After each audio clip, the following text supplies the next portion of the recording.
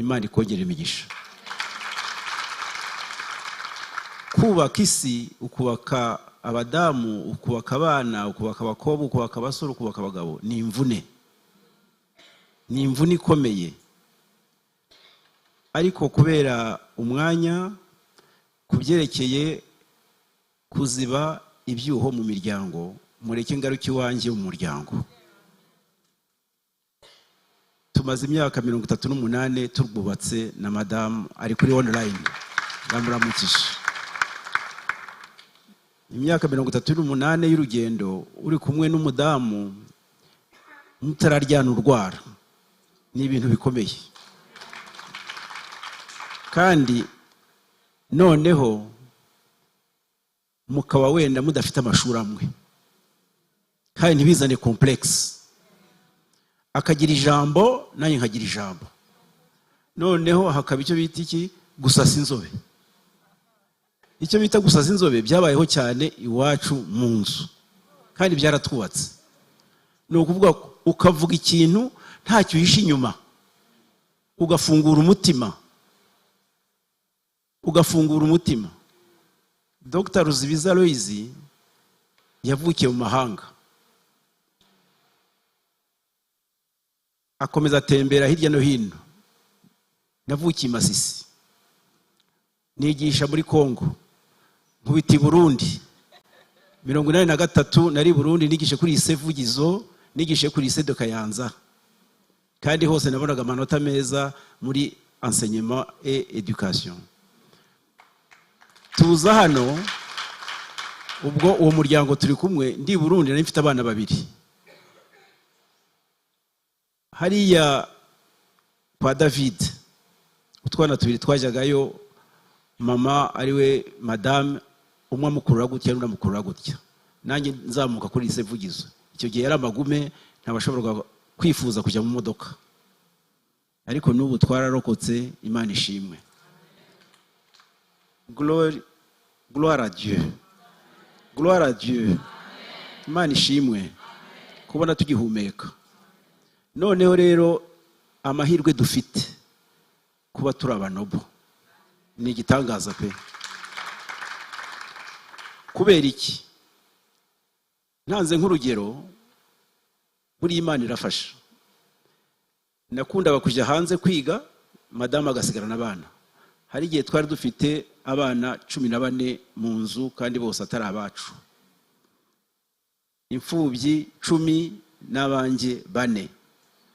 Ariko ya 94 95 murabizi yuko no kubona igihumbi mu mfuka byari bigoye. Ariko abana bose barize, kandi bize kimwe, bose ubu barubatse kandi babonye amadiplome. Muri urwo rugendo rero mu 2000 ubwo ngiye muri Senegal kora masters, ndi mwarimu muri kaminuza nkuru y'i Butare. Telefone zari gake umuntu azikoresha, ariko madame mu 2000 yagize atya arakizwa. Nibereye mu mahanga, ntabwo byandakaje pe. Naratashye ambwira ati narabatijwe mu mazi menshi mu 2000. Nta kintu ntabwo byankozeho, nta n'ikibazo cyavutse muri famiye. Kubera iki?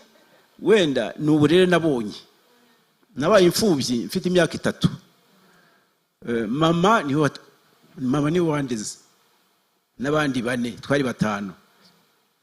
Ukuntu rero yanyubatse wenda nibyo nkigenderaho, ariko gushimira Imana ni byiza. Kubona umuntu yumvira, ukaba warize za filozofi zirenga 8, ukaba warize mathématique, ukiga statistique, ukiga géographie, ugatembera, ukajya mu bikundi byinshi, ariko ukagarukana identity yawe, ni ibintu bikomeye. N'ubu babyeyi muri hano muri multipurpose, ababyeyi b'abadamu baravunika cyane gusumbya abagabo. Ibyo nabibabwira pe, ndabizi. Ndabizi. Kandi Imana yarakoze kubona iha abagore ubugabo, kwihangana.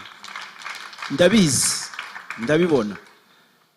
Noneho rero nk'iwanjye kubona narabonye agakiza, byo ni ikintu cy'inyongera gikomeye cyane, ni fondasiyo ikomeye.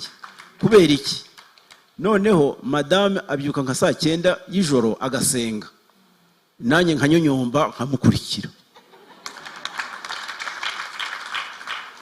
akasanga nanjye mfukamye iruhande rwe.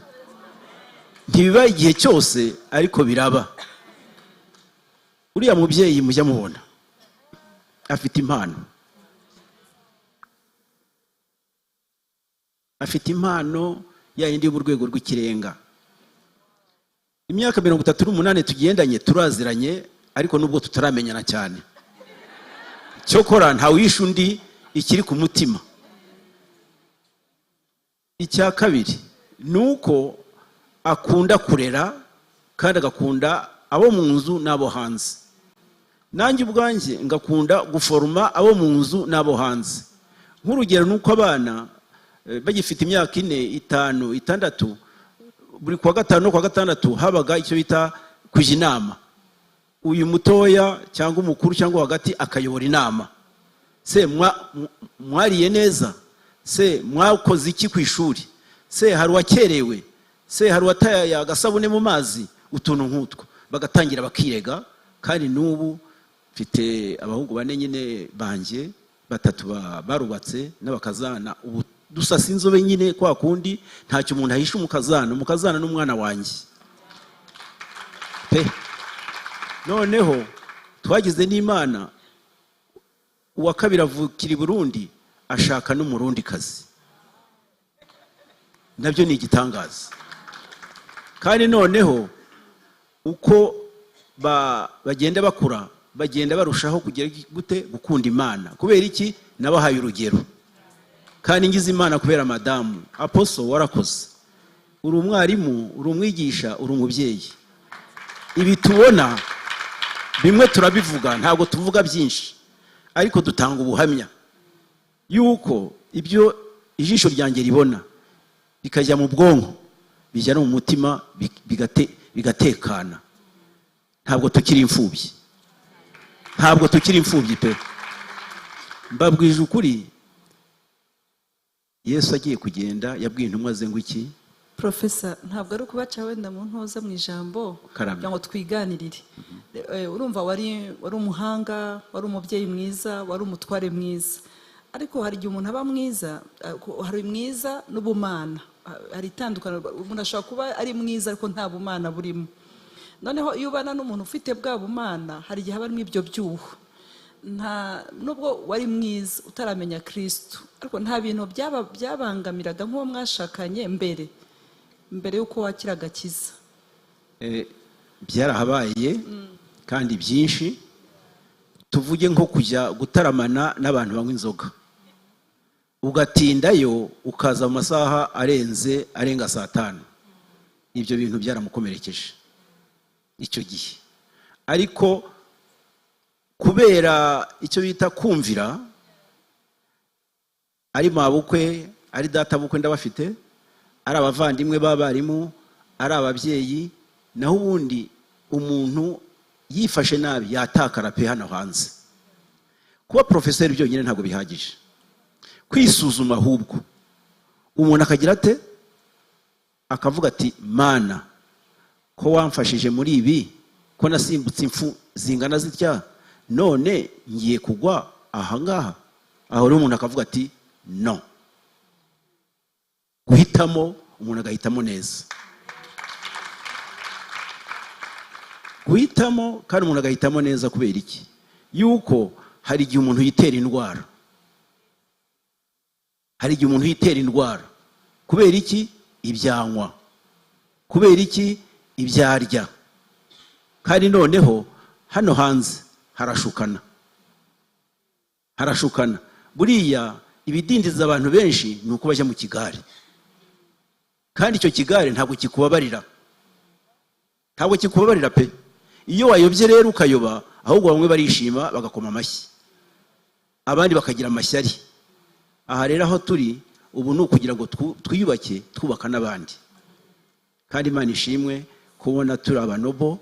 Aya mavuta turimo azagera henshi henshi kure kandi vuba na bwangu. Murakoze. Amen. Amen. Murakoze cyane Professor. Hallelujah. Imana ibaho umugisha cyane. Twumvise ibintu biteye ubwoba, ahubwo nduva turi overflow. Amen. Iyo wumva abantu bakuru bavuga experience baba baranyuzemo, uva hari ibyo wize, hari ibyo wibutse, hari ibyo wungutse. Nagira ngo abantu bakunda kwandika mugende mwandika, nanjye nagiye nandika notes, amagambo Mami Françoise avuze, Professor avuze, n'ubwenge bwigendera. Hallelujah. Munyemere rero twakire na Brother Hilaire. Amen. Bakomeje kuvuga kuri umuntu ushobora, nk'ubuhamya tubanje kumva, umuntu ushobora kuba ahari aprovidinga ariko mu buzima hari icyuho, muri urwo rugo hari icyuho.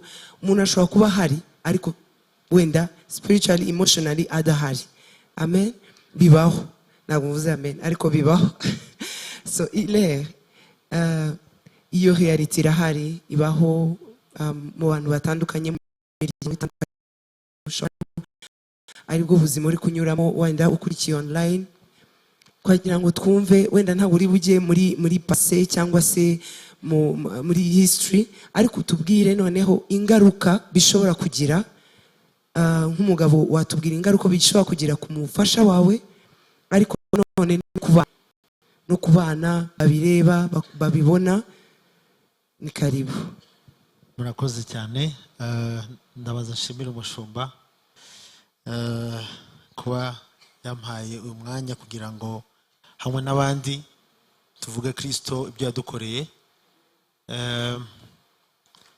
Abatanzi, ndi umwana mu rugo. Umwana mu rugo.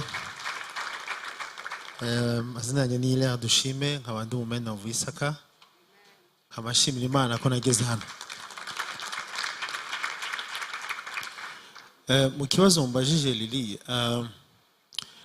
naje kubona ubundi mu buzima busanzwe ndi umu-analyste, ndi umujyanama mu byerekeye na social security, ariko hari knowledge cyangwa se hari umugisha nagize wo kumenya Imana nkiri muto. Numva Apostle nabivuga noneho ubu ngubu nemye cyane, nabivuga pe. Icyo ngiye kuvuga nuko nagize ababyeyi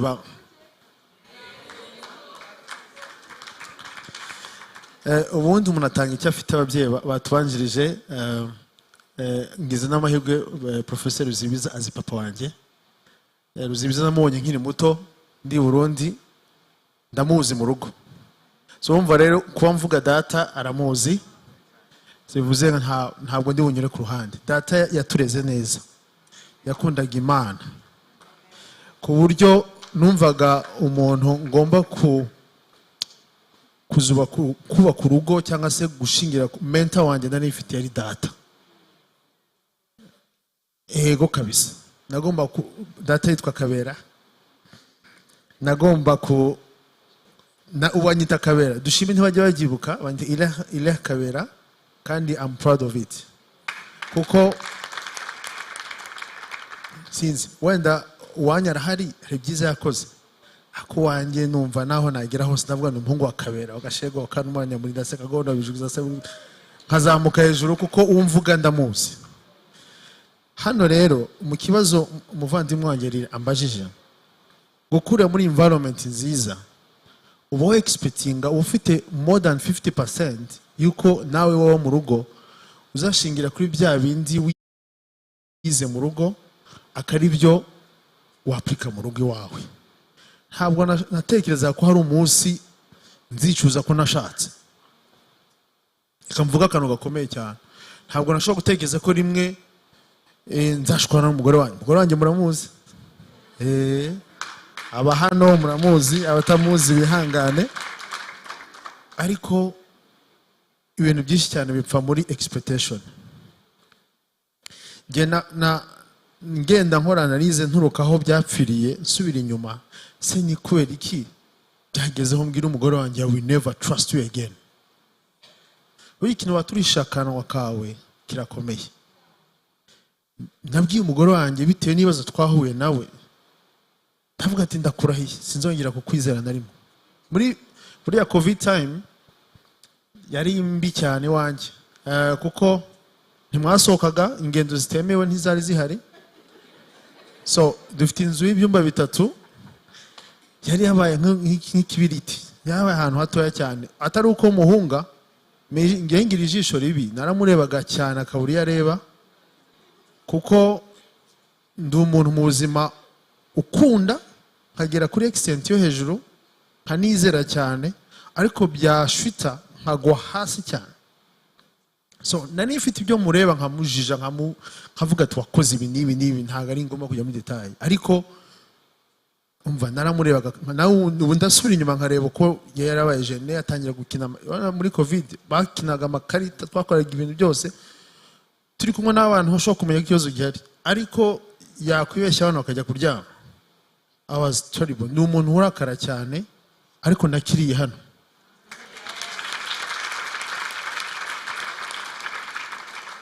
Ndagenda mpuza kugira ngo bigende neza. Ntago burya ngo wambaye ikirezi ntamenya ko cyere. Ngenda abwira abantu barimo kunkurikira bataragera hano, iyo mureba mama bicaye aha ngaha ntago tuba tuzi wenda biri mu rugo. Aha nongeye kuvuga rero uburyo ntasobanukirwaga. Nashatse umudamu, eglise nasengeragamo ntabwo twarabarokore, ariko twizeraga Kristo nk'umukiza. Ariko nakundaga abarokore narinzi yari ADPR.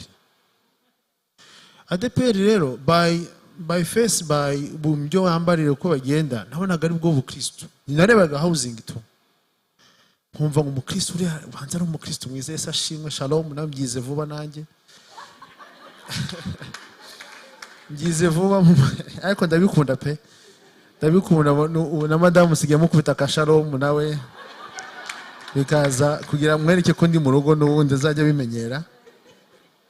Ariko nagira nuko numvaga nkeneye umurokore mu rugo.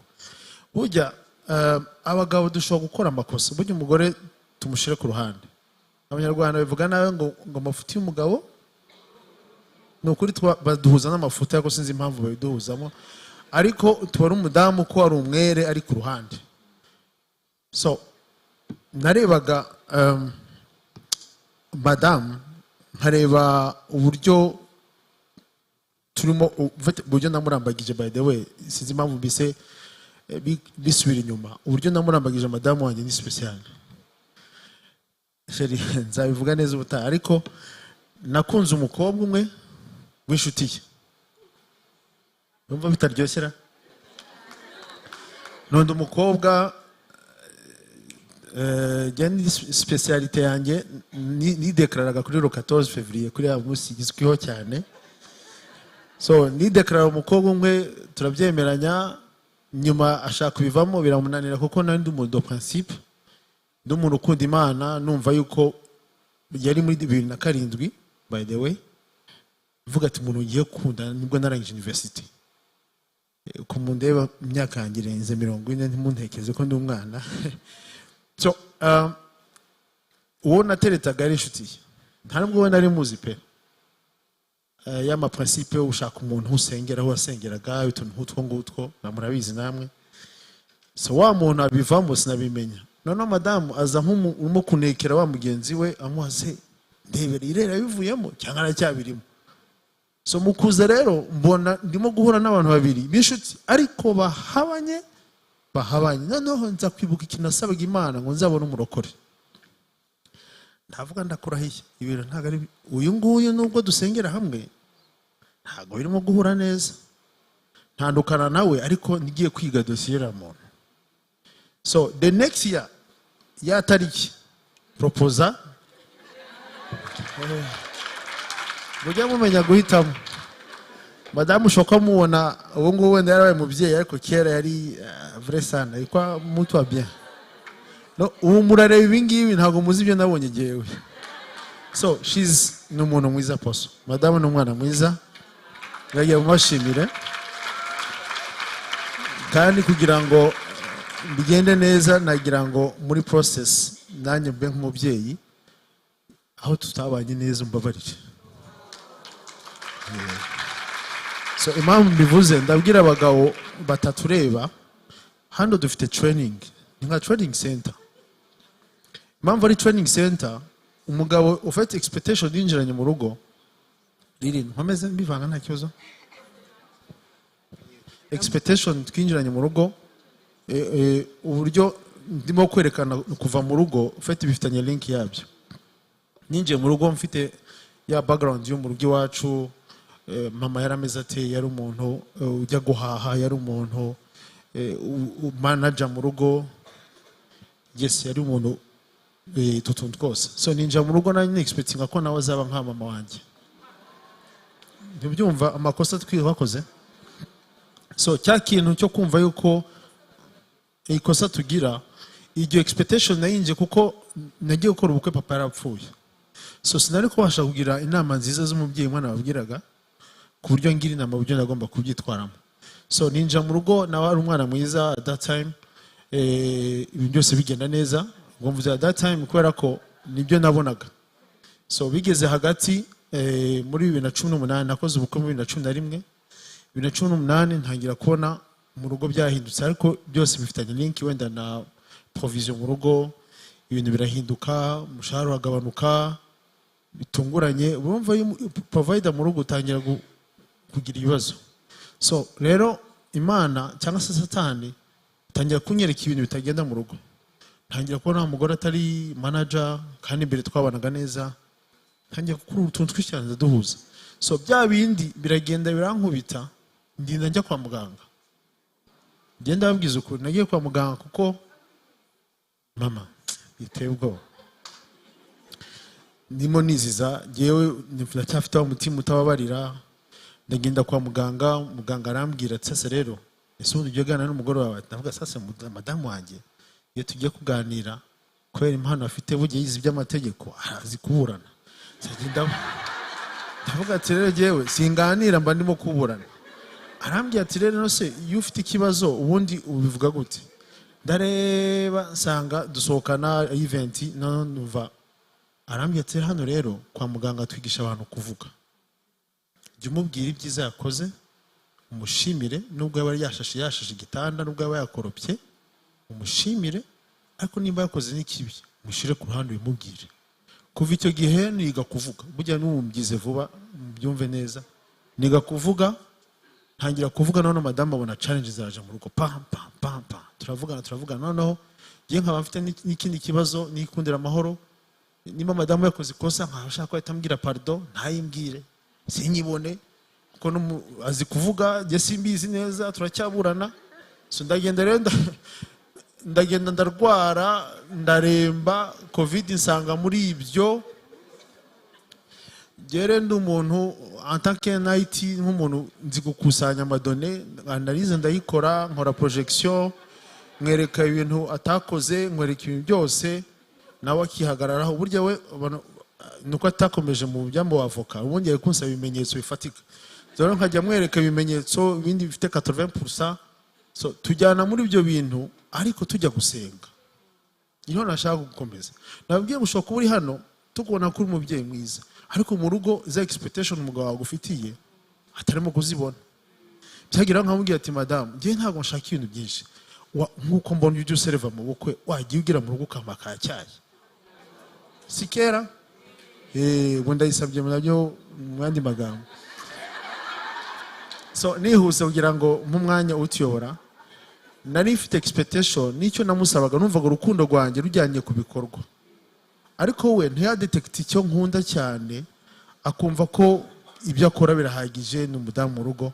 Ndagenda ndavunika bigeraho muri covid time ndamubwira ati uzi n'ibindi bishingiye kuri ibi nibi kandi nkabona utabyemera, I will never trust you again. So mwibaze umuntu muri covid wakize umwaka ushize aposo, nakize umwaka ushize ari uko y'amafaranga sinayabonye n'ubundi hari ibibazo bikuze aho bitewe nawe gusanze. Hano rero hari ubwatsi bwiza, hano hari amashuri. Impamvu training center abagabo mwe gutinya ko mureba abadamu hano dufite ahantu tujya tuganira nk'abagabo turi offline, Imana ijya idufasha katedrali tuyigereho, abagabo tujye duhura tuganire nta muntu tureba. Burya mu bagabo burya hari ibyo mutazi hano, hari ibyaha tujya twirega mutazi hano, sibyo ra? So rero ntatinze ngira nsubize ijambo, nagarutse hano kuko ari umwanya wa Glorious Wednesday n'ubundi kuri ya Saint Valentin nababwiraga, bihura na ruko naje nubwo mvuga ngo sinazanywe n'umugore, ariko naje nyine n'ubundi mufasha akaboko turicara. Ariko Apostle ndabashimye cyane kuko gahunda mwateguye byahuranye n'ubushake bw'Imana, noneho Yesu arangenderera, nibwo nahumutse. Guhumuka bivuga biri spirituel. Sinari nzi ko ntari mu rugo franchement, kuko agahinda karantwaye kamvana mu rugo. Mbona ko umugore tutakibanye, mbona ko twadivorce byarangiye. Ubu nusubiye inyuma shobora kwibuka udusinye, ariko spiritually burya ushobora guhaha giye ko tubana mu rugo ni gute nawe ako umutima wa nama wanjye warampamije ko nanavuye mu rugo.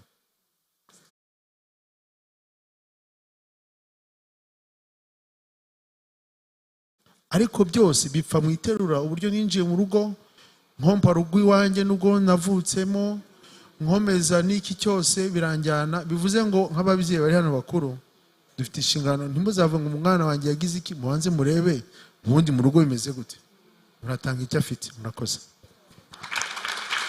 Merci. Wenda tutarajya kuri Dr. Pasteur Jean Paul, tubagira ngo tukubaze, yego ibyo byose byarabaye, ndibaza ko byagize ingaruka, nagira ngo utubwireho gatoya nyuma yaho hari icyo wabonye, hari difference wabonye nyuma yo kuza hano muri Glorious, nyuma yo kuhumuka nk'uko wari ubivuze, hari difference wabonye mu rugo rwawe, noneho ugaruke no ku bana. Murakoze cyane. Natinyaga igihe ariko ndihuta magambo make. Yego, I will try my best. Icya mbere nuko no mu ruhame mbwira umugore wanjye ko mukunda, mubwira ko musaba imbabazi. Icya kabiri nuko ubundi abana bacu nawe yabihamya kuva bavuka n'igihe wabuzaga mbere ye. So abana banjye barinze bakura bageragiye cyo kwiyoza ari gihe uboza buri gitondo. Icya kabiri ndavuga inshingano zanjye. Cyagihe rero navuye mu rugo cyangwa se spiritual ntari impari, abana ubundi baba kujya kuryama, navuga histoire biblique cyangwa himba n'izindi zijyanye n'imyitwarire yabo. Icyo gihe ntabwo byo bigikorwa. Igiye kwerekana icya mbere impamvu nabirezaga, njye navuye mu rugo sinigeze ngira wandi ikigeragezo cyo kunywa inzoga, wenda narazigerageza, ariko navuye mu rugo. None ukuntu nabigenzaga ntabwo nabona amafaranga yo kujya nsohoka buri gihe. Nagendaga weekend nka samedi hagenda cyangwa vendredi simbyibuka, hava mu rugo nkagenda, kuko iyo ugera mu rugo ukabona ibibi beta uza usanga baryamye. Bubyumve neza. Naza ntaga ubundi atangiye menyera saa sita, ndiyongeza saa saba, ndiyongeza saa cyenda. Ishyano nigeze gukora ya mbere nageze mu saa cyenda n'igice, nigeze mu burira akavuga ko ibi ngibi Kabera wambyaye aramutse azutse muri za filime yavugiye. Ariko nkabura ikintu kimvana aho hantu, sinari nzi ikintu kindiho. So urumva abana barambuza. None se nimba ntashye amasaha wenda madamu icyo gitwa kubonana, urumva se ya gahunda yo guhimbaza yakorwa? Ntago yakorwa. Apostle yavuze ikintu gikomeye nijoro ngo bitagenda nka muri ya gahunda bigende neza. Ubwo turasaba Imana kugira ngo ibitagenda neza bizuke. So ngarutse wenda mbwiye umugore n'abana nuko ngeze ahangaha, Imana ingendereye n'icyari inyuma, nakiriye Yesu nk'umukiza. Noneho mardi ikurikiyeho njya mu Amen, bariyonere baranyakira, numva ndakunze hariya. Nyuma y'amezi abiri noneho ndi mu cyumba, ubu natinyaga Imana y'abarokore ishobora gutamaza imbere y'abantu ukagwa hasi ukavuga iki. Niyo myumvire nari mfite, ariko noneho Imana yangendereye mu cyumba cyanjye n'umugore, abana badahari. Yewe nararize, mama yavuze ndumva nigiye ugarutse, nararize. Ibi mvuze hano mvuze gahoro. Madamu yarandebye aravuga ati umugabo wanjye wanze agiye gusara. Ndarira musaba imbabazi, mvuga amafuti ya yanjye noneho nyuma yaho ngaho nkuko Yesu ari mwiza ntangira kurota ibintu bizima ndota imishinga ndi hano Imana muri etamu Imana amenya ko Laban leave me alone menya ko ngomba gusohoka ndangije ubu ngubu ndikorera nubwo ushobora kundeba ntushobora kumenya nimba mfite ikibazo cyangwa gifite ariko mfite Yesu.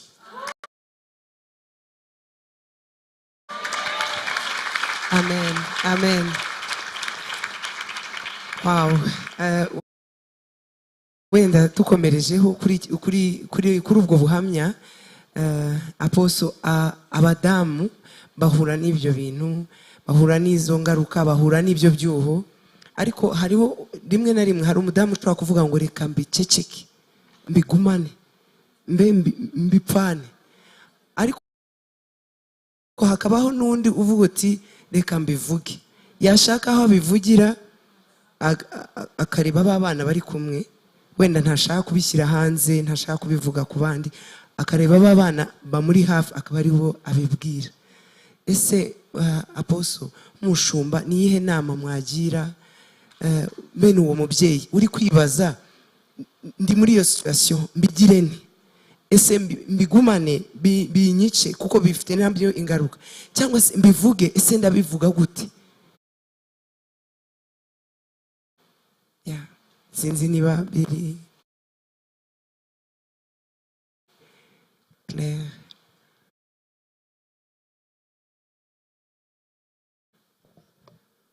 Yesu ashimwe. Ese muracyishimye? Imana ibahe umugisha, kubera ko mbega numva mfite inyota nyinshi yo gukomeza kumva abantu twicara kugira ngo atateza ibibazo, atangiza. Nubwo ari meza ariko mudashoboye kumenya aho muyanyuza byaba ari ikibazo. Ikibazo rero si kutavuga cyangwa se kubika, ahubwo niyo uvuze ubinyuzahe, ugomba gukanaliza. Sinabuze ukuntu mbivuga, ugomba guca umuferege ukamenya ahantu unyuza ibintu byawe, ukamenya nta kindi nk'uko mama yabivuze, kugira ngo umuntu agire self control. Hariho abantu bafite ubwo bwenge karemano Imana yabihaye kugira ngo bamenye gufata ibintu babigumane, bamenye uko babijera naho babinyuza, cyangwa babivugire mu gihe gikwiriye, cyangwa se babibwira abantu nyabo. Ariko mu by'ukuri ntabwo byatinda atari Imana igufashije kugira ngo umwuka wera gufashe ubashe kugira ya self control, ubinyuza aho ugomba kubinyuza. Numva ari bwo bwenge. Kuvuga rero si kuvuga ko ari bibi, ahubwo ni igihe uvugiyemo. Igihe uvugiyemo nicyo cy'ingenzi. Abantu baravuga ariko rimwe bakavuga mu gihe kidakwiriye, kandi Salomo yaravuze ngo ijambo ryose rivuzwe mu gihe gikwiriye rigira umumaro. Hari ukuntu tuba selfish, kumva ko ibintu byose ushobora kubitaho ushatse, nibwo ubona umuntu abitaye ku bana, abitaye ku bantu batandukanye, kandi abana buriya ni abana. Hari ahantu baba batari developa, si ukuvuga ko ibyo bintu bimwe bashobora kutazabimenya bakuze. Byanze bikunze niba mwaratandukanye, abana nibakura hari ibintu bazamenya, bakamenya ko hari ibintu byagiye bipfa. Niba uwo mwashakanye yarabyaye hanze par exemple, abana bazakura babimenye. Ariko kuki ushaka kumenyesha ibintu mu mwanya utariwo? Kuki ushaka gufata umuntu umupakiza ibintu bitajyanye n'imyaka afite ngo uramutegura? Ni nko gufata umwana wawe ukamugira poubelle, ugafata utikabutireka giye nirekure ndebaho mbita hanyuma byemere neza. Ni ukwikunda. Ni ukwikunda, ariko nanone kubera kutamenya no kudasobanukirwa no kutagira ahantu hashobora kugufasha. Giye ikintu numva navuga, ubundi umuntu ari accountable to God. Sinzi accountability, sinzi n'abandi kuntu nayivuga. Umuntu ari accountable to God, you are accountable to authorities cyangwa se ku bantu, mentors cyangwa se abantu bagufasha, kandi uri na accountable uretse no kuri authority, uri na accountable kuwo mwashakanye. Rero uwo muntu mwashakanye, byewe cyane cyane iyo tuvuga kuri pre-marriage counseling, njya nkunda kubwira abantu batarabana muri pre-marriage, uzirinde gutinya kubana n'umuntu ukubwira ngo ku isi ya rurema ntinya Imana yonyine, ntakubwire ko hari umuntu yubaha. Uwo muntu ndamutinya, akwande uwo muntu mwicanye ukamuguta uwo muntu ujye umwirinda, akakubwira ati ku isi ya rurema ni imana. Ati itorero ntacyo rimbwiye, igihugu ntacyo kimbwiye, ababyeyi ntacyo bambwiye, ni imana nawe. Nakubwira ngo ni imana nawe, ukumva hagati nta babyeyi, ukumva hagati nta bujyanama, ukumva hagati nta kintu na kimwe, ni ikibazo. Ni kuvuga ngo rero iyo dukanaliza igihe twahuye n'ibibazo, iyo dufite ba bantu opinion leaders, ba bantu bari ahantu byanze bikunze, hari periode uzageramo ugasanga ukeneye umuntu ubasha kubwira, umuntu utazakuvamo, umuntu utari dream killer, udashaka kukwicira, kandi umuntu ufite experience ariko ufite n'ubwenge bw'Imana, ushobora kugufasha kugira ngo akubwire ati ibi ngibi bibaho, ibi natwe twabiciyemo. Nta kigeragezo kitari rusange mu bantu.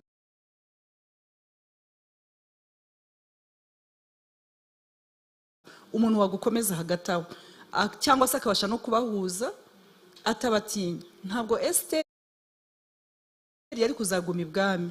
Burya difference ya Vashiti na Esther, abantu bakunze kubeshera Vashiti ngo yari umugore utubaho ugize gute. Ikintu Vashiti yarabuze ni kimwe, burya yarabuze accountability ku muntu. Nta muntu yubahaga, nta muntu yari afite uretse umwami yashatse, n'abantu bamwubaha, nta muntu we yubahaga. Difference iri hagati ye na Esther nuko Esther yari afite Mordecai. Mordecai umubwira uti niwicecekera nta kizabuza abayuda gutabarwa, akamubwira tuzabinyuze gutya, bajya kubategura akaba arahari, akamubwira what to do. Rero nibaza ko kuvuga si bibi, ahubwo nabo bibwiye, abo bibwiye ni bandi, kandi nanone ubivuze mu gihe gikwiriye. Ikindi nanone biravuga ngo ni nabyiza kwicecekera mu gihe cy'iminsi mibi. Hariho iminsi buriya, hari iminsi gushya burya batavuga. Na Salomo yaravuze ngo hari igihe cyo kuvuga n'igihe cyo guceceka. Hari ibintu ushobora kugenda, mama wawe nubwo yaba afite sagesse yarakubyaye, ariko ukavuga utese uzi ko afite impuhwe zanjye, uzi ko mbabariye, eske mama ashobora kumva mbabaye gutya. So wenda wagenda ukabimubwira mu gihe kidakwiriye, akaba mwafata decision zishobora kuba atari nziza. Ariko hari n'igihe ugomba kubimubwira biterwa na capacity afite. Ugize umugisha ufite umumama ufite sagesse ariko afite na Yesu yagufasha, sinzi ariko urabicanolinga gute. Ariko kubwira ibintu abana, ndabizi ko nta soundproof ziri mu nzu, hari ibintu udakontorora. Hari igihe ufite umuntu uza agatukana, wowe ucecetse, ariko agatukana n'abazamu bakabimenya ko atukana, bikazungwa bikagenda. Icyo gihe wabikoraho ikisi. Ariko nanone burya sinzi wenda abakinnyi b'umupira nibo njya numva bavuga ko hari igihe umuntu akora ikosa, ariko noneho wa wundi waje kumwihorera nyuma akaba ari ugaragara nk'umuntu wakoze ikosa, kandi wa wundi wari guteje rwose batabashije kuyikora big deal. So hari igihe umuntu usanga umuntu wasakuje gutyo, iyo reactinze nyuma aho ati noneho dufite abasazi babiri. Ariko wagize umuntu wifitiye uburwayi, tuvuge ufite umurwayi wagusaranye, how do you manage? Urabyitwaramo gute? Niyo mpamvu tushakisha ubwo bujyanama, kuko icyo gihe yavuze abana barabimenya. Hari umuntu uza akagukomangira agakura umwifunguzo, abana bakabona ibintu yagukoze. You have no choice, ariko ukeneye ubufasha. Bwa bufasha rero nanone kugira ngo babashe kubafasha bamenye why. Ugasanga abandi bantu rero bazi gutuma abandi basakuza wo bacecetse, akakukora ibintu non verbal abuse, wowe ugasigara usara imbere y'abazamu, we yicecekeye ari wagusajije. Urumva ibyo byose birahari. Rero dukeneye ubuntu bw'Imana kugira ngo budufashe kugira ngo tumenye uko tubicanolize. Channeling, So, thank you so much. Pastor Jean Paul, hari inararibonye mufite ku miryango, ariko nk'uko turi muri theme yo filling the gaps, kuziba ibyuho. Hari ibyuho biri mu miryango, twagiye twumva ubuhamya butandukanye, ariko nk'amwe nk'umuntu ufite iyo nararibonye, mwarabyumvise, mwarafashije abandi, niye nama mwatugira? Niye nama mwatugira muri aka kanya bari hano n'abadukurikiye online? Murakoze. Reka wenda nanjye mbabwire ku rugendo rwanjye.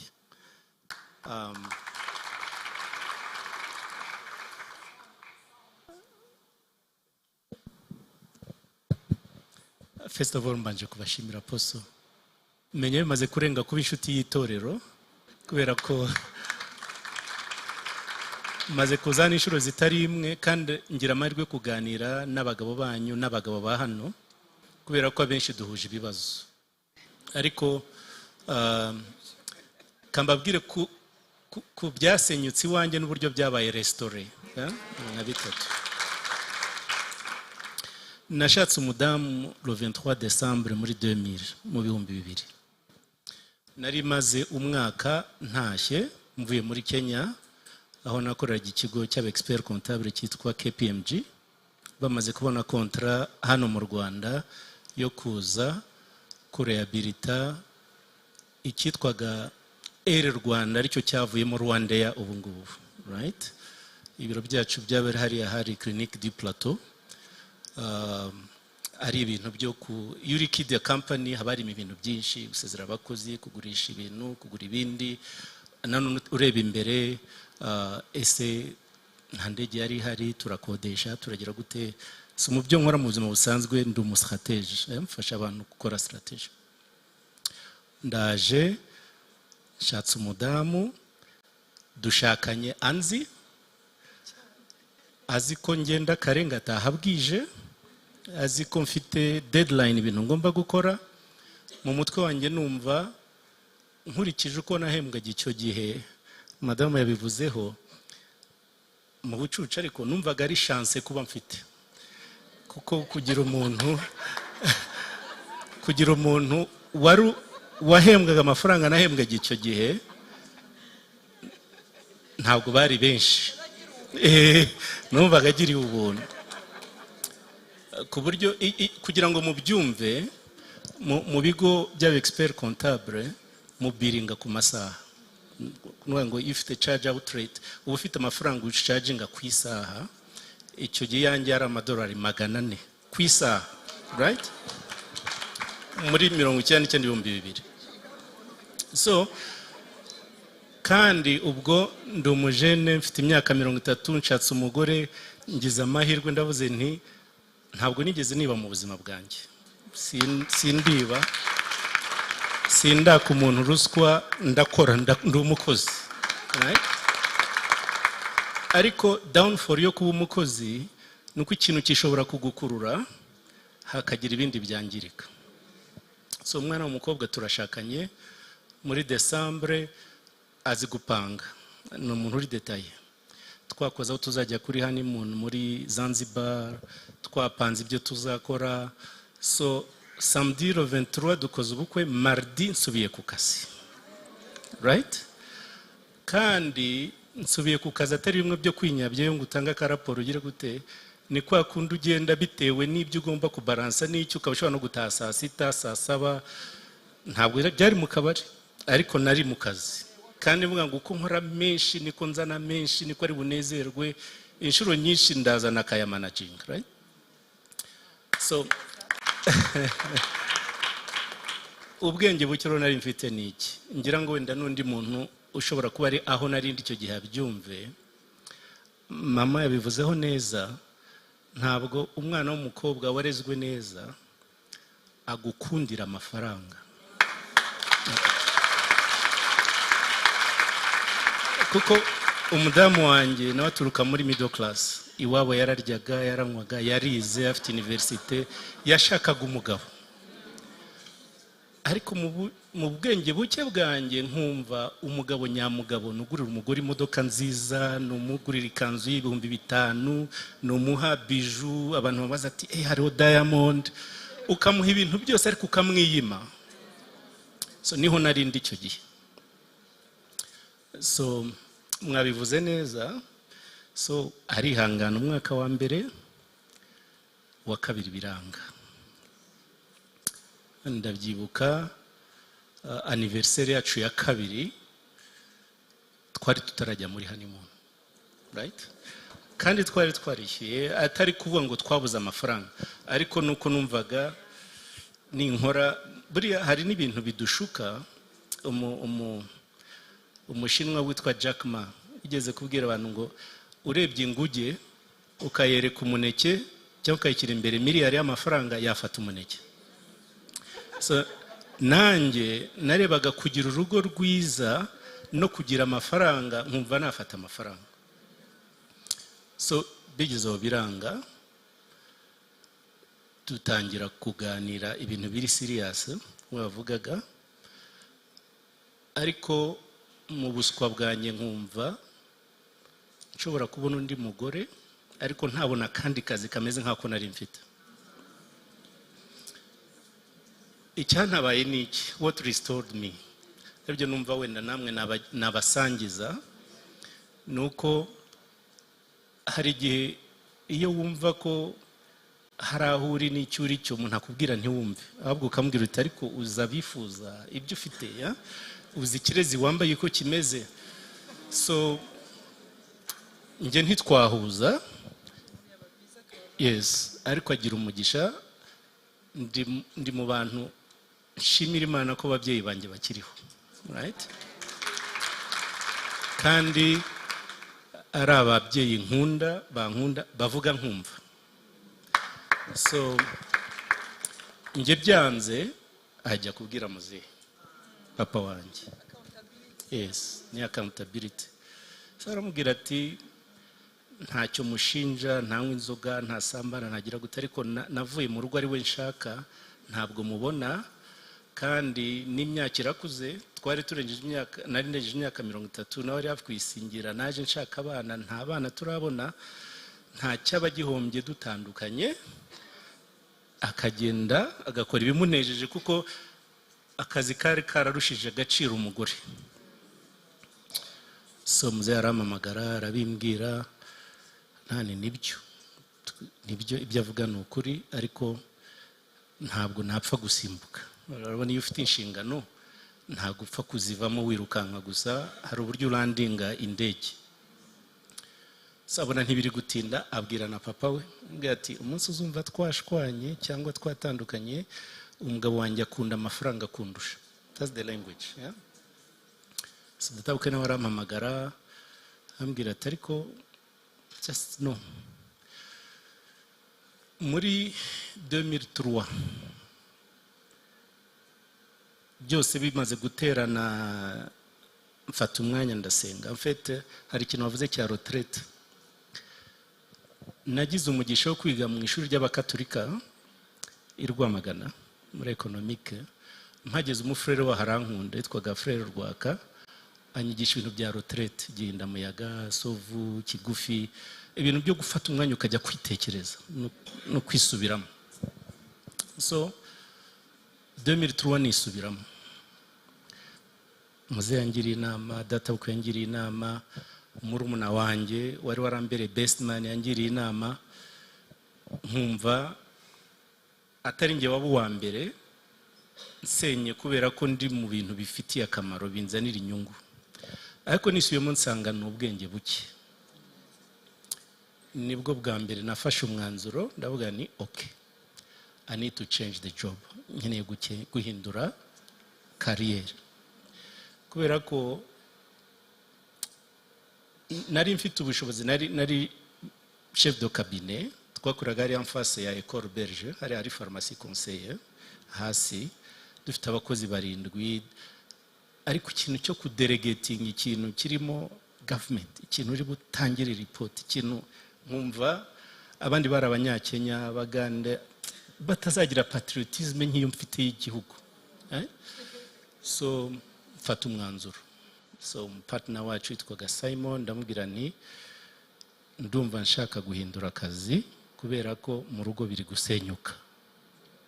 Ambwira ati okay, waganiye se na resident manager, waganiye na David, mu partner wacu David Powell, nani narabaganirije, ariko bumva naba mpombye ntakomeje akazi ndimo, kubera ko nshobora kuba partner, nshobora usibye guhembwa ku isaha, ushobora guhembwa ku nyungu mwagize. Ariko nabitekereje ndabisengera, numva I need to leave. Ambwira ati niba ari uko bimeze, you have my blessings.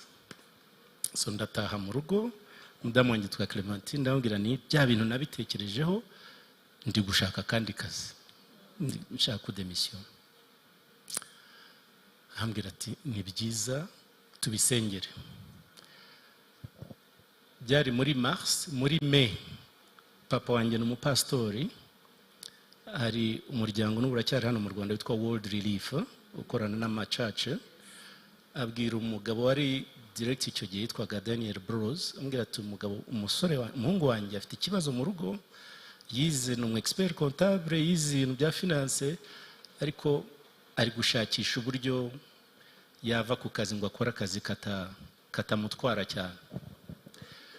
Umuzungu aravuga ati ariko dufite umwanya, kuko muri World Relief Finance Director buri gihe babaga ari abazungu, yari amafaranga menshi ya emergency. Dufite umwanya, aramutse aje tukaganira hari icyo twabigeraho. So simbwiye umugore ko hari ikintu kiri bufunguke, sibwo yashatse nimero, sibwo yarangije interview, sibwo mperekeje muri interview. N'ubwa mbere umuzungu bajya abinsubira bakambwira ati n'ubwa mbere abonye umunyafurika uje muri interview ari kumwe n'umugore we.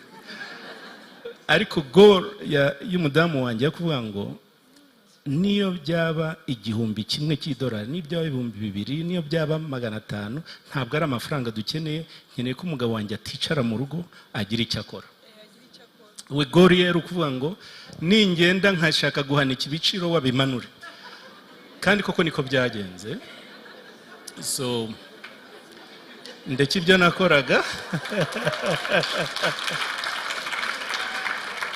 kuvuga no gutarutsa, so ndademisiona mva muri KPMG njya muri World Relief mu 2003. Imana ihampera umugisha, Imana ihampera umugisha pe, kuko natangiye ndeba finance zabo hatarashira umwaka, bangira deputy director, hatarashira imyaka 2 nshingwa programu zose. 2006 bampa promotion kujya muri Kenya. So Imana irongera ibyo numvaga ko nabuze irabigarura, noneho ubuzima burakomeza. Ariko isomo nshaka kubabwira rimwe ririmo ni irihe, wavuze ngo how, ko nanjye nkunda kuba umupastor utanga practical way. Niba ufite umugabo, niba ufite umudamu, byibuze ujye umubaza ariko ninde ukugira inama, wabyise accountability. Usibye Imana ninde wundi tugiranye ikibazo wadufasha? Hari abagira amahirwe yo kugira ababyeyi, hari abagira amahirwe yo kugira best man, hari n'ugira inshuti batagira icyo bapfana, ari umumara we cyangwa umuzima, ariko bariyumvanyemo ari inshuti. So please know the friends of your husband, kubera ko hari igihe ushobora kumukenera ngo amuhumure amaso ahumirisha nkuko nari meze. That's number one. Ahandi hantu hari ikibazo Imana yagize gutya ikakirestora ni power balance. Urabona iyo ari wowe uhahira urugo uri n'umugabo, hari igihe wumva ko biguhaye uburenganzira bwo kuba chef, ukumva ko undi muntu agomba kuba sumi, wakwitwaza Bibiliya cyangwa iki, ukumva ko ari ugomba kuvuga one way ariko ntavuge the other way. So niko byari bimeze iwacu. Numvaga nta challenge yampa, ahubwo ari njye ugomba kumuchallenging. Uko byagenze niki, urahembwe, konti yagiye amafaranga arayakoresheje kubera kuri busy, ariko ukwezi kwashira akubuko ntabureka kaza zana raporo, ibi kuki byagenze gutya, ibi kuki byagenze gutya. Bigera ahantu avuga ati niba ari uko bimeze rero njye mpa allowance yanjye, ibindi ujye ubijera. So bisaba guca bugufi ku mugabo, niyo ari wowe wabukorera amafaranga, kuko ntabwo byapfuye kuza gusa. Twagize nabiba conseiller, hari igitabo cyitwa Strength Finder. Strength Finder ni igitabo kiboneka online, kigira inyuma agakode, ujya kuri internet ugasubiza ibibazo 23 bakaguha profile yawe, bakakubwira aho ufite intege nke, aho ufite imbaraga kuri finance, kukurera abana. It's a customized tool. Twarayikoze rero basanga nubwo ndi umukontable kandi atari umukontable rupigapiga, umukontable w'unyamwuga, ariko mfite tendency ya impulsive spending. Nukuvuga ngo hari ikintu nakundaga, hari ikintu nakundaga cyo kugura imari. Urabona kubera kuvoyaja, hari igihe ugera muri aeroport nka Amsterdam cyangwa Paris cyangwa ahandi hantu ukabona ishati y'amadolari 200 bayishyize kuri 80. Nta gahunda wari ufite, ariko ni promotion uvuga uti iriya shati narayifuzaga ntabwo uyikeneye nkazana 5. Twari turi kubaka aka maison de retraite hari Ndera, ukagenda ugasanga hari umuntu ugiye gusenya inzu, hari amadirishya n'inzugi, wari kuzabigura miliyoni 2, ntabwo biteganya nubwo uratangira na fondation ukabura bifasha. So dukoze analyse tuza gusanga hari igihe kumenya ubwenge nabwo bikibazo, kubera ko njye narebaga ndi gusevinga ngahe nkurikije igiciro, ariko nkibagirwa ayo mpombye ko nguze ikintu ntari nkeneye, right? So abazungu witwa George and Donna Warren badukoresha test, baraza badusobanurira bagatirira ibyiza, reka umudamu aba ari managing. N'ubundi niwabikoraga nuko nashaka kumenya ko ari kubikora neza, bati no back off, you know, just stay off. Isomo ririmo niriye, niba mubana n'umuntu mugahana inshingano, muha umwanya wo gukora inshingano ze, ariko wiza kongera kumuvangira ushaka kujombora no kuko nubwo umuntu yaceceka ariko birajena, right? Voilà, ni icyizere en fait. Ibyo biradufasha, ariko kugira ngo bishoboke hari icyo twemeje ko nanone ntabwo wavuga ngo okay nguhaye icyizere genda ukora ibyo ushaka. Oya, twafashe objective ya kuvuga ngo ntabwo twari twakagize abana, twatinze kubyara, ariko tuzagira abana, tuzagira ibintu. So reka tugire vision ya famille yacu, dushaka kubaho dute, dushaka gutunga iki, dushaka gukora iki. Twiha intego yuko mbere yo kutubyara umwana tuzajya tubanza gushaka ikizishyura minervare y'uwo mwana. So mu kwizera ko twari turi gusenga byadufashe imyaka 3-4 mbere yuko tubyara, hari abiteragaho urwenya ko sinabaga mpari cyangwa hari ufite stress z'akazi na raporo n'iki, ariko Imana ishimwe ko umunsi twagiye muri Zanzibar for our honeymoon muri December 2000 after 3 years. Nyuma yaho mu kwa 10 umuhungu wacu Samuel yaravutse, ubu ari muri university. Ariko icyo nari mbivugiye nuko hari abantu benshi nanjye ndimo icyo gihe baraninga family kuri free fall, kababaze se mugira ingengo y'imari ya famille shwi. Pastor ntabwo uciye mu ijambo ko byibura Clementine yakuburaga kabona amafaranga yawe.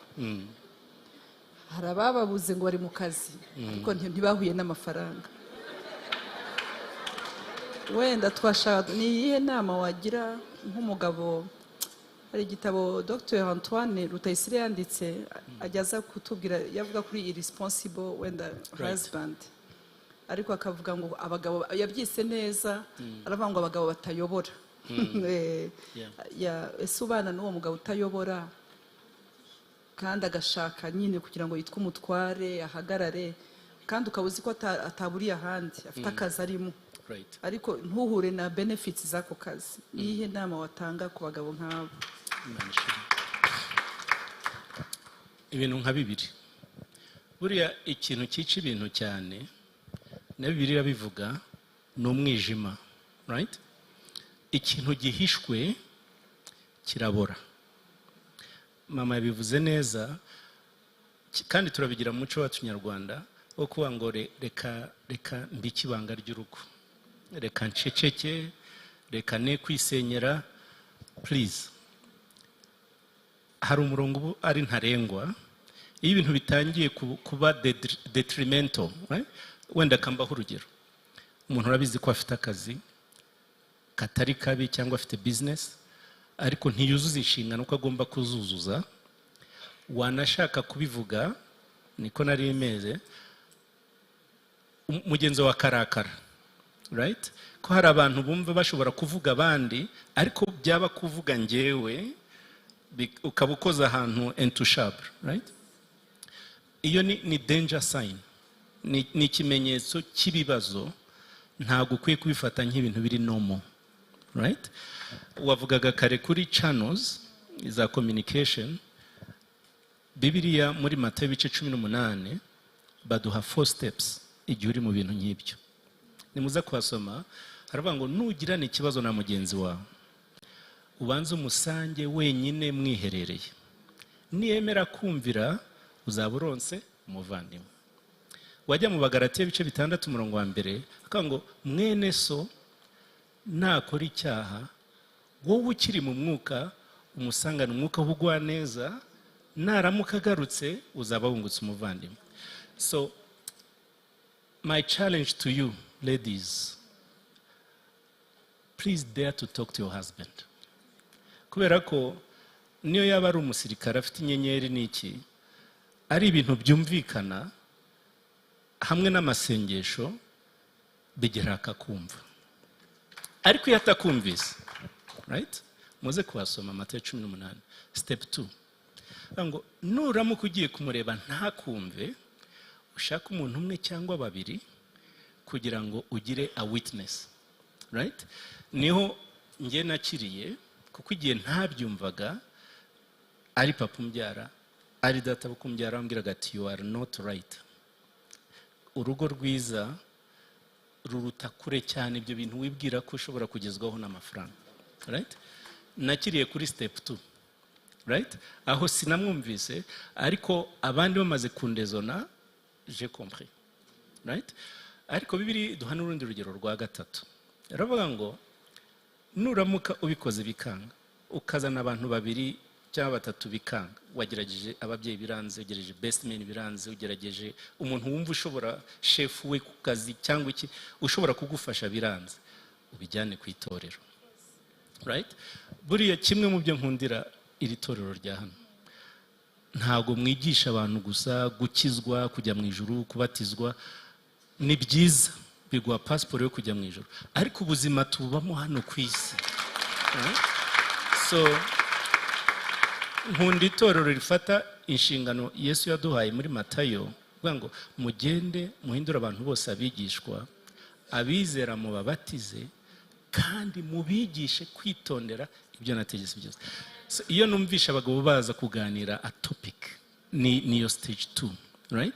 Nukuvuga ngo rero iyo bigeze ku itorero mu bubasha apostle afite, kandi ndagira ngo mbivuge mu byumve, afite ububasha ahabwa n'ijambo ry'Imana, aho Bibiliya ivuga ngo icyo muzahambira ku isi kizaba yambiriwe no mu ijuru. Take advantage of that authority. Nibyo bita spiritual cover, no? Nibyo bita spiritual authority. Kugira amahirwe y'umugabo ukijijwe nawe ukijijwe, mwagira ikibazo itorero ntiribafashe, ahubwo mukajya mu rukiko n'ahandi kwa rubanda, it's a misstep. It's a misstep, right? So numva ari ibyo navuga, ariko quickly ngarutse ku byuho byacu n'ukuntu twabikemuye. 2 more then I finish. Ndemeye agiye kumanaginga amafaranga, ariko mfite izo mpungenge ko ngewe niyiziho ko ndi impulsive spender. Baravuga bati ari very meticulous, kandi arandika, afite za agenda kuva ataravuka, hari yandika utuntu twose, right? So baravuga ati nihashira nk'amezi 6, nabwo it's something I would recommend for the church. Amatorero yateye imbere muri Amerika, agira ni Burayi, agira bita stewardship pastor, you know, umupasiteri ufasha abantu kwiga uburyo bana n'umutungo, uko ushaka umutungo n'uko ujera umutungo, kubera ko buriya mu mutungo habamo iby'Imana, habamo ibyawe, right? Ariko iyo utabyumva, hari igihe uvanga ibyawe n'iby'Imana ugasanga bibaye. So twumvikana vision, mbere ko tubyara umwana tuzashaka byibuze ikibanza cyangwa inzu, at least ntituzastruggling kuri Minerval, right? So niko byagenze, dukora investment ya mbere, Imana iduha umwana. Dukora iya kabiri, Imana iduha umwana. Dukora iya gatatu, Imana iduha umwana. Tujya tubati finish, tugira property 3, afite investment ye, nta zindi dushaka. Umwana uri mwana, mbega mwiyemeza kujya mubyara mwamuteganyirije, bamuteganyirije n'abandi nyine ati Imana ariko mw'abantu mwe turize mureke tukomere Imana amashyi.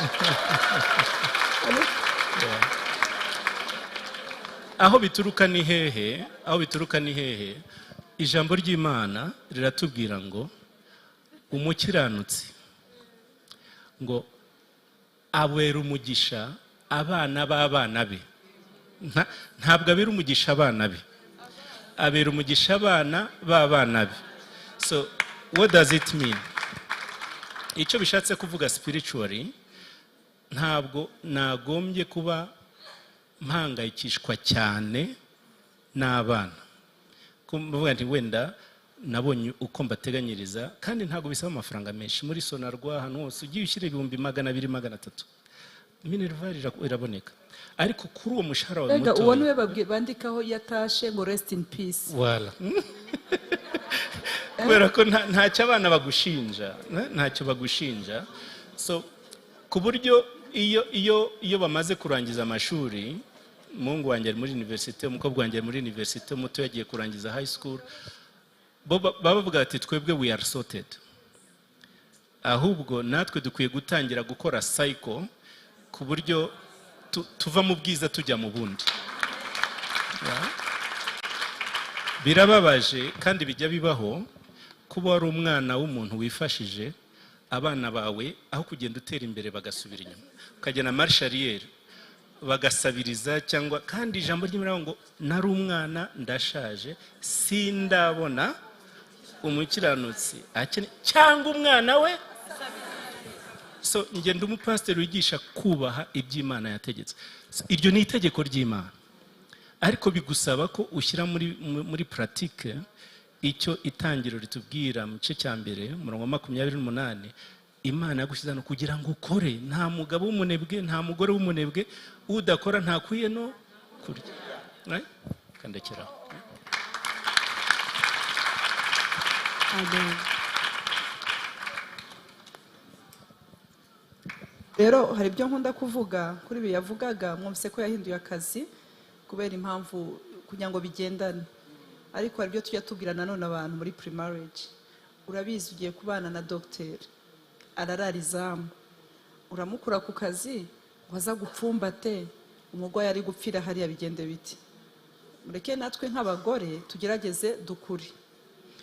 Ndashaka kubabwira ikintu cyitwa balance. Balance si ukuvuga ngo urekuye cya kintu, ahubwo ugerageje kugira gute ku balance, sibyo? Ejo utabwira umusirikare agomba kujya kurinda igihugu, umuguti kuva uyu munsi ndasinye ko utazongera kuva aha ngaha, babitwigishije, genda ushakisha kandi kazi. Ntabwo bishoboka. Wagiye kubana nawe uzi inshingano afite. So hari icyo twita before you do. Before you do, and ugomba kujyana n'uwo mugisha, kandi umugisha ujyana na responsibility. Ufite umugabo gwiyemeza mirimo, urabizi ko abana kera bigaga hano hepfo mu Kabagari, hanyuma noneho uravuga uti mujye inama ngo muzabatware mu mashuri yisumbuye. Siko bimeze? None ubu bari kuri African Leadership University, abo bagomba kwishura ari 3. Wa mugabo agomba gukora kugira ngo nawe ukore, kugira ngo mubashe kubona uko mutunga babana. So ikintu dukeneye rero ni ukuba balance, well balanced. Ntabwo ari kuba balanced only, kuba well balanced, ku buryo ushobora guhagarara ari bya bintu byose za values batwigishije tukazubaha, ariko ntituderanje abo, ntitubangamire abo twashakanye nabo. Siko bimeze ga mama. Mama yavuze ikintu cyiza, aravuga ati hagombaga kuba kudeta, hanyuma nshaka ko tujya kuri Tanganyika. Mwibaze rero, umuntu rero ararwana no kugira ngo igihugu kirindwe n'umusirikare. Mama nawe arashaka Tanganyika. Ndebera umuntu mwicaranye mu gutu wabigira uti. So ni ukuvuga ngo aho ngaho ikibazo cyabaye si uko atashatse kumukominika, ariko hariho amabanga y'igihugu afite yumva atamukominika uwo mwanya. Sinzi ko mubyumva neza. Murakoze, Yesu abaha umugisha. Najya ngo dukomeze. Murakoze. The last thing, kuko nacyo nagira ngo nkivugeho, nababwiye my weakness. N'ubu ngiye gukora interview ndabivuga, iyo mfashe ndakomeza, iyo mfashe akazi ndagafata. So ngeze muri Kenya, nayoboye Kenya, bampa kuyobora Afrika yose, right? Madamu wanjye tubyumvikana ati noneho rero it's not about quantity, it's about quality, right? So navaga i Nairobi kuwa mbere mu gitondo nkajya Mozambique cyangwa Burundi cyangwa Ghana. Twatangiye banki yitwa Turami Burundi, nitwe twayitangiye microfinance. Ariko kuwa gatanu nataha telefone nkayikuraho, abana akaba ari bajyana koga,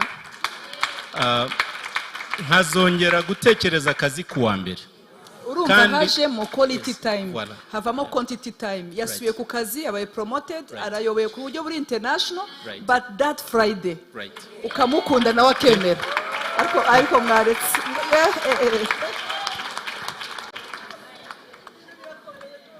Amen, amen. Amen. Turafashijwe cyane. Mama Olive, turi kumwe na Mama Olive, tweka tumwakire tumukomere mu maso. Mbere ko dutaha, Mama Olive turamukunda cyane. You are so beautiful. Twagira ngo Mama Olive mushumba yamwintroducinzeho gatoya, yamuvuzeho, ariko twagira ngo tumwumve muncamake. Yavuze kuri marriage, ariko na marriage yabanje. Wenda watunyuriramo gakeya kugira ngo turebe n'ibyo byuho n'ukuntu byaje guhinduka muri marriage ya kabiri. Ni karibu. Murakoze cyane, ndabashimiye mushumba ndetse nabo mufatanyije. Ndi imbere y'abavandimwe banjye namwe, ndagira ngo ntangire mbabwira yuko divorce ari ikintu kibi cyane, cyangizeho ingaruka cyane cyane. Ndashimira Yesu Kristo wanyijije.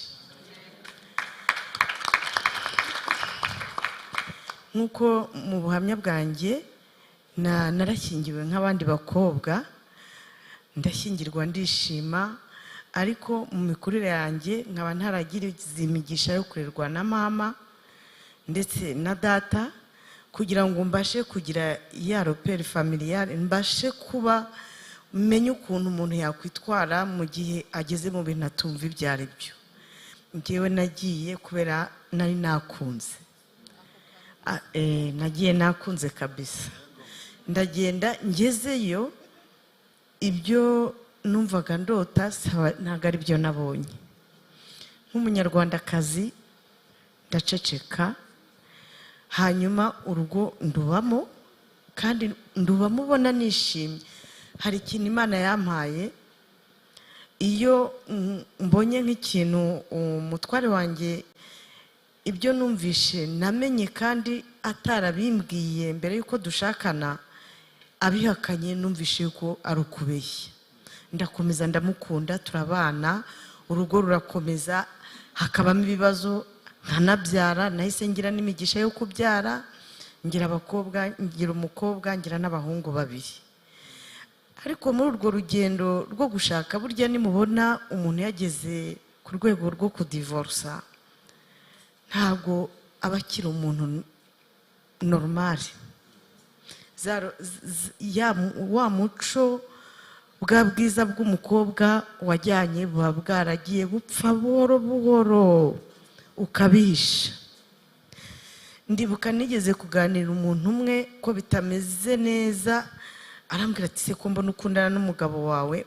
Ahita nstopa, sinabasha kuvuga ikibazo nari mfite, kandi nta n'umubyeyi mfite nakibwira. Ndakomeza ndapfa, kandi ariko nubatse, ndera abana, mbyara. Urugendo rurakomeza, urushako rukomeza kumbera rubi, ariko ngewe nkabifubika. Abantu bakabona mfite urugo rwiza, nubaha umugabo, kandi nkunda n'abana banjye. Umurimo nkora ubundi ndi umwasistant sociale, nari mfite akazi keza, nta mafaranga nsaba umugabo, nari mfite amafaranga yanjye. Nawe afite amafaranga, ariko kubera kumukunda kumva ngiye amafaranga ngomba gutunga urugo, amafaranga y'umugabo nyine n'ay'umugabo. Ntayo namubazaga kuko ntayo nari nkeneye. Twari dufite urugo rwiza. Ikintu gitangaje nuko uko iminsi yagendaga yigirayo, urabona iyo uri umukobwa ufite agataye umeze ukuntu, noneho uko ugenda ubyara umubiri urahinduka. Mbona mu rugo umugabo atangiye kunyurira ukuntu ndi mubi, aranyurira, urugo ruransharirira, ariko ku manywa gaceceka, ntihagire umuntu ubimenya. Ukabona ndi umugore mwiza ufite urugo rwiza.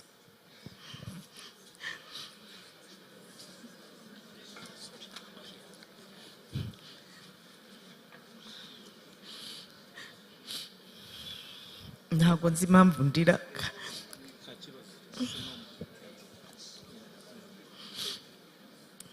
Njye nakundaga umugabo wanjye cyane.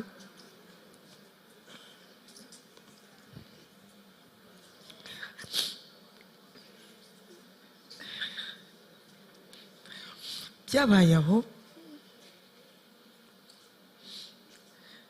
nagize agahinda ndakabika, nkavana mu Rwanda nkajyana i Burayi.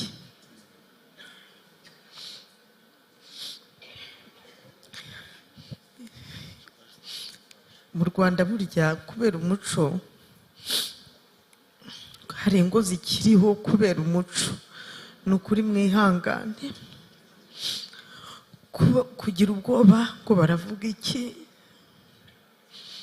kugira ubwoba ngo imiryango izakwanga, ese bazagira ngo iki. Icyo kiradukomeza nk'abanyarwandakazi kugira ngo tudasenya, kandi turimo gushiriramo imbere. Ndabasaba divorce nimbi, ndababwira twageze nayigiriye i Burayi, ahantu udafite umukozi, ufite abana 3, abana bagomba kwiga. Suko abagore turakunda. Naragiye ndibata kugira ngo umugabo wanjye aze n'abana. Narajyanye uruhinja mu mugongo, ndabikora neza cyane, ibintu biratungana, baraza ndabakira. Yazanye n'abana. Noneho ikintu cyantangaje ni uko ngeze i Burayi, ibyo bajyaga bambwira hano simbyumve. Noneho haje kuvamo umuntu umwe wa hafi ye, arambwira ati ariko buriya ntabwo uzi yuko umunsi washyingirwaga hari uruhinja rwavutse, urugo rwanyu rwubakiye ku binyoma. Ndavuga nti se ibyo bintu kuki mutabimbwiye ndi kumwe nawe nkaba mbimenyeye aha kubera iki? Arambwira ngo ntuzamvemo, ariko umenye ko umugabo wakubeshye. Aje noneho urumva nicyo kintu cya mbere nagombaga kubaza. Noneho mubajije ni nkaho yari yaragiye, urumva n'ubundi nagiye bitameze neza. Noneho nanjye no kubera navuga accreditation, mécanisme de défense, ukuntu mbese umugore aba yarirwanyeho kugera aho urugo rugereye aho ngaho. Abona ndi kubasha kumureba mu maso nkamubaza, ntarabyigeze. Abagore ikibazo tugira, dukunda abagabo bacu cyane ku buryo utabasha kumubaza ngo mwicare umutinya. None abonye mutinyutse aravuga ati noneho bya bindi byose biba birazutse. Arongera anyereka ukuntu ntari umugore umukwiriye, biba bibi. Kandi noneho yarangije no kubona icyo yashakaga, impapuro arazifite, ndi umwasistant sociale, nationalité ntabwo yatinze. Ubwo urumva noneho kubera guhangayika n'ibintu byinshi, ikibazo tugira abagore, abagabo hari ukuntu batumanipira. Umugabo akagukanda, akaba yakwica kandi atagukubise. Njye yajyaga ambwira ngo nzagukubitisha ururimi, nta polisi izangeraho. Kandi niko byagenze. Uko byagiye bigenda buhoro buhoro, amarangamutima yanjye yarapfuye, ibintu byose muri njye birapfa, ndagenda mbaba mubi pe nk'uko yabivugaga. Noneho ubwo bigeze aho ngaho, abagabo bazira ubwenge nibyo navugaga. Ntabwo umugabo ari we waka divorce, arakunaniza akakwica mpaka kugeza igihe ari wowe, kugira ngo sosiyete izakwange bavuge ngo Olive niwe wadivorishije. Kandi murumva yansanze we afite umukobwa asize hano agomba kurongora, kuko ibimenyetso yambwiye n'ubundi uwo mukobwa yari afite niwe yaje ararongora. Barubaka, barashakana, barabyara. Ndashima Imana nkira kuri ako kantu ko naje kwakira agakiza nkamubabarira. Kuko kutababarira nasanze nzatanga transmission, ndavunika kandi ndavuna abana banjye, ndaza kugera kuri consequences za divorce. Ndababwiye ngo iyo umugore adivorushije ubarangije gupfa mu bwenge. Mutekereze umuntu mukundana kugira ngo muhurire mu rukiko. Hari abantu bagira ngo ni ibintu by'imikino, ni urupfu. Uburaho uca ukamwara. Ndibuka umushumba yigeze kwigisha kugenda wunamye, ukagenda wunamye ukumva ntushaka kureba abantu mu maso, wanavuga igitekerezo bakavuga ngo usuri yaravuga iki, yarasenye, mbese uba igicibwa. Sosiyete yacu murayizi uko bigenda, ubwo nyine amakosa yose ninjye yagiyeho. Cya ikintu cy'imbere cyatumye dusenya baragitwikira, ahubwo riva bari uvugwa. Ariko nasanze bavandimwe, niba hari umuntu nyumva uri guca mu byo ndi gucamo ukaba utaravayo, gumayo. Kuko nuvayo urababara, ariko nugumayo ukaguma muri Yesu Kristo. Ngiye mbona vreme iyo mba ndi kumwe n'Umwuka Wera, mbona hari aho napfuye ntagombaga gupfa.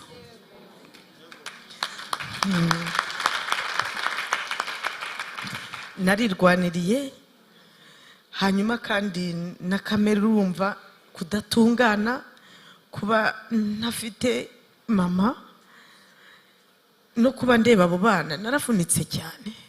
Gukora akazi k'ubwa assistance sociale mu Faransa ufite abana 3 hakaza amadolescence, ntabwo ari ibintu byanyoroheye. Naje kudivorsa mfite, maze kudivorsa bambonamo indwara, ni nk'indwara cyangwa ntabwo ari indwara, ariko bambonyemo ndi kugira effacement de mémoire, ubwenge bugenda, nkibagirwa. Bakambaza ngo umwana yavutse ryari, nkabi wavukiye. Ariko Imana byaragarutse. Ubu mbabwira ni ibya rupasi, ni iby'igihe cyashize. Ikintu Imana yampaye nshimira Imana ni uko mon passé n'affecte pas mon avenir.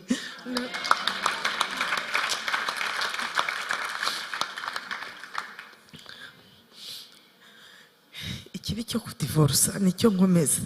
Naradivorushije, noneho ndivorushije, umwana yakura yavuga nkabona ni papa we, ntagira nya nkabona ni papa we, nkabona barasa, banavuga nkabona baravuga nkawe. Ndavuga nahunze iki, noneho ngapfa kurushaho. Noneho n'uwo mbwiye akamvuga bya bindi mwavugaga, tujye tumenya igihe cyo kuvuga notubwira. Ngiye nishwe n'amagambo. Uzi kubwira umuntu akakuvuga.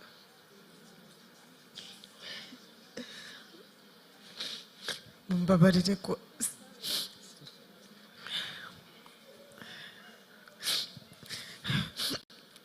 nizeye abantu.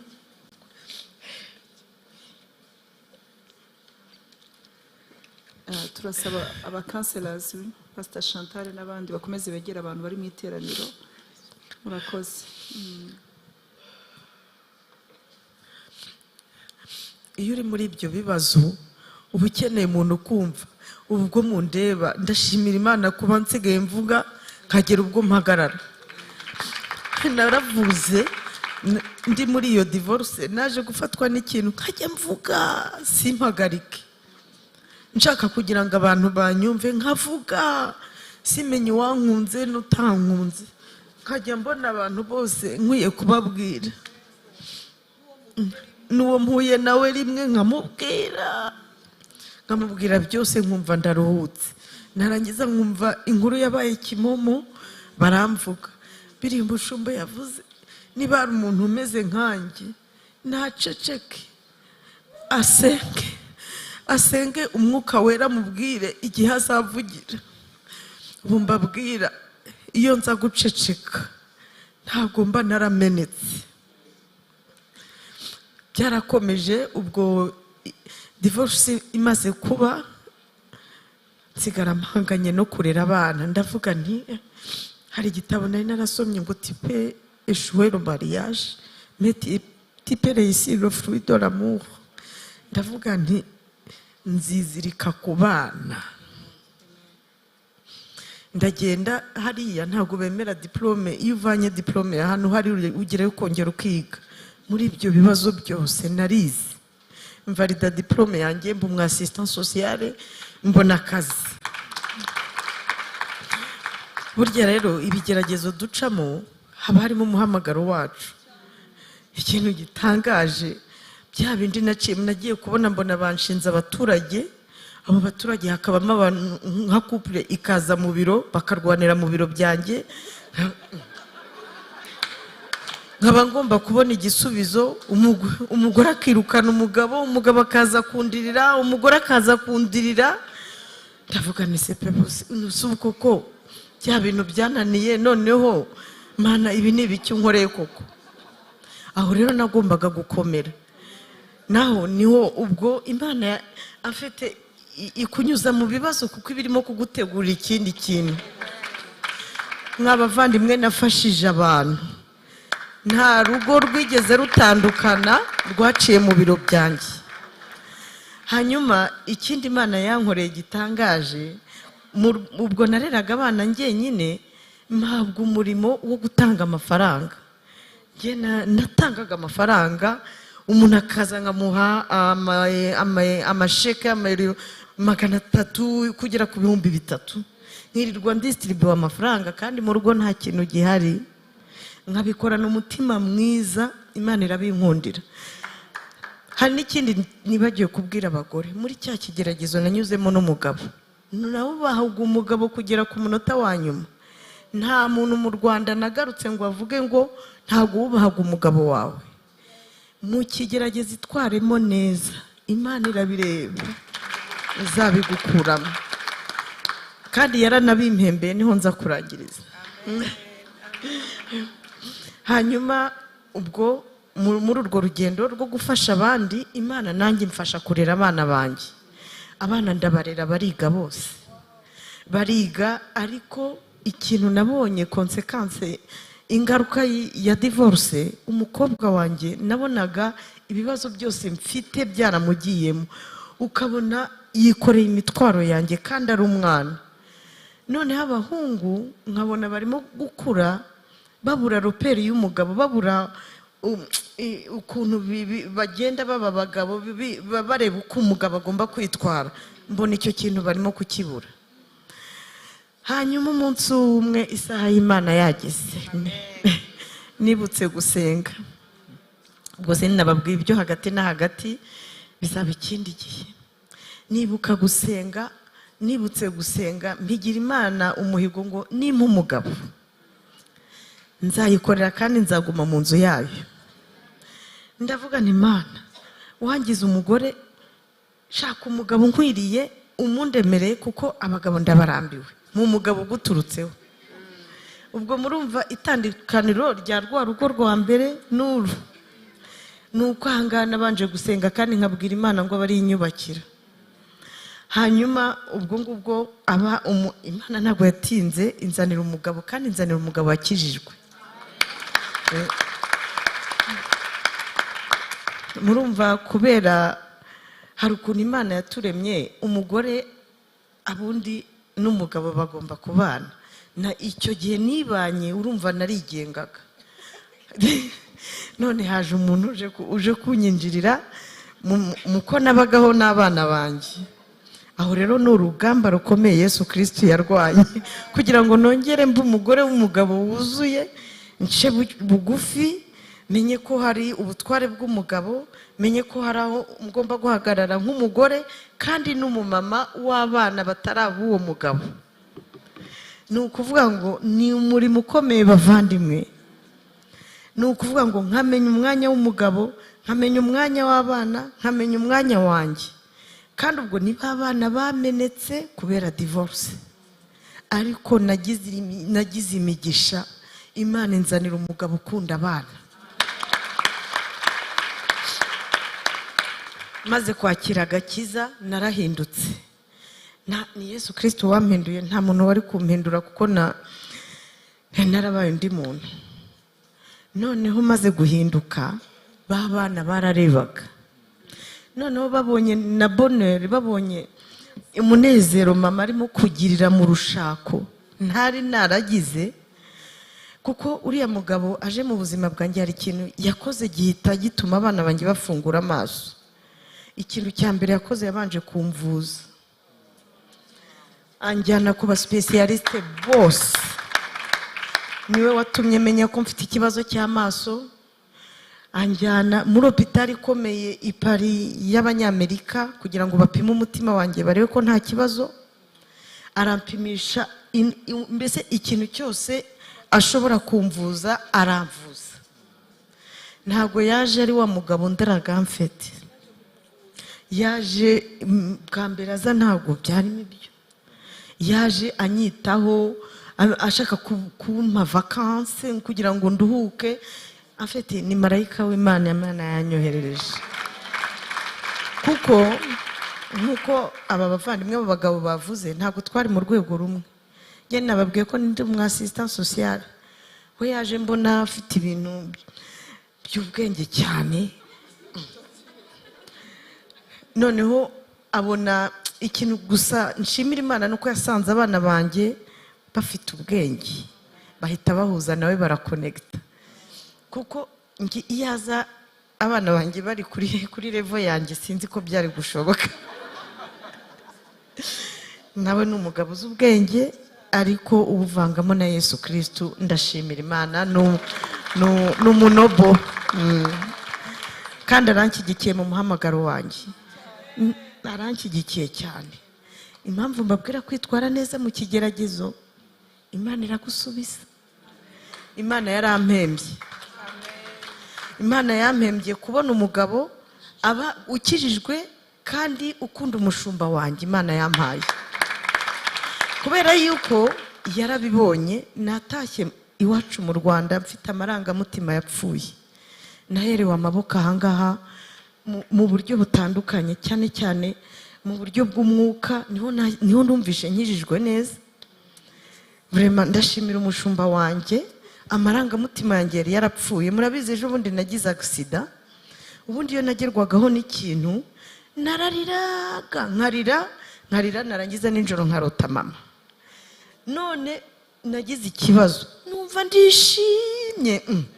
Abantu bakavuga bati se umuntu wabaye atya kuki yishimye? Nahise mpamagara umushumba wanjye, arankomeza, mpita numva ndanezerewe. Ntago nongeye kugira inzozi mbi. Ubwo mumva ntarakize mu marangamutima, kandi muranabibona. Narakize ku marangamutima, kandi n'umugabo abifitiyemo inyungu, no mu rugo bigenda neza. Kubera umushumba, kubera ko hari akantu nshaka kugarukaho, kuko hari abavandimwe banjye banyuze mu kibazo nk'icyo, nabo bitabaturutseho, bafite ibyiringiro byo kuzagira ngo urugo rwiza nkanjye. Birasaba yuko wemera kuba umwana mu rugo hano ukiga, kuko dufite chance yo kuba turaha. Ariko birasaba yuko wumvira umugabo wawe, ntube agashegabo, kuko hari ukuntu tuba warigenza uri nk'ikigenge, ukumva ntago agomba kugutegeka. Ariko unaciye bugufi. Umugabo ni umugabo, n'umugore ni umugore. Kandi bigenda neza cyane. Abana banjye rero maze kwakira agakiza, babonye ihinduka rikomeye kuri njye. Babonye ihinduka rikomeye kuri njye. Umukobwa yahise yakira agakiza. Ikintu cyanshimishije, amaze kwakira agakiza, umugabo wanjye ubwo ikintu yakoze, yashyize abana, yarabafashije kugira ngo bajye mu mashuri bashaka. Umukobwa ajya kwiga muri Amerika avuye mu Bufaransa. Agiye gusenga, ni naho yahuriye n'umugabo we muri eglise, kuko umugabo we aririmba muri korari. Ubwo murumva yamigisha ukuntu iza. kwa ko umukobwa yakiye agakiza nanjye ndimo turaba wimeni we ni umuyange mada ngenda umugodire. Hanyuma abahungu barabireba, umuhungu mutoya aba yakiye agakiza arabatizwa. Umuhungu mukuru arambwira ati mama nanjye ntabwo nshobora gusiba kujya gusenga, narahindutse nanjye ndashaka kubatizwa. Bavande murumva Imana idahemba. Bya byuho rero iyo nza kugira kwihuta kudivorsa nkibona nkigera muri urwo rugo ntabwo mba nabifite bari abana. Mwabyumvishe? Ni mugumeyo kuko kurera abana wenyine biravuna. Nta n'umugabo uzakwemera ufite abana bato kuko ntago abagabo bikunda ibibazo. Njye mbona nubwo yego yoherejwe n'Imana ariko abana bari bakuze. Tujye tuvugisha ukuri ntitukabeshyana. Nta muntu uzakwemera ufite abana bato, gumayo ise agutuka ariko muri kumwe. Njye nukuri naravunitse, nta muntu nshobora kubyifuriza habe na gato. Kandi reka mbabwire kujya kudivorsa nukuruvayo wabaye umusazi. Kujya mu rukiko ukarebana n'umuntu mwaryamanye mwabyaranye mukabisambura mwibwira ko ari ibintu byoroshye. Nimwongere mushishoze neza, mujye ku birenge mumere nka rusa ariko bitwaye iki niyo wakwemera ugahakwa ariko ukaguma muri urwo rugo. Murakoze.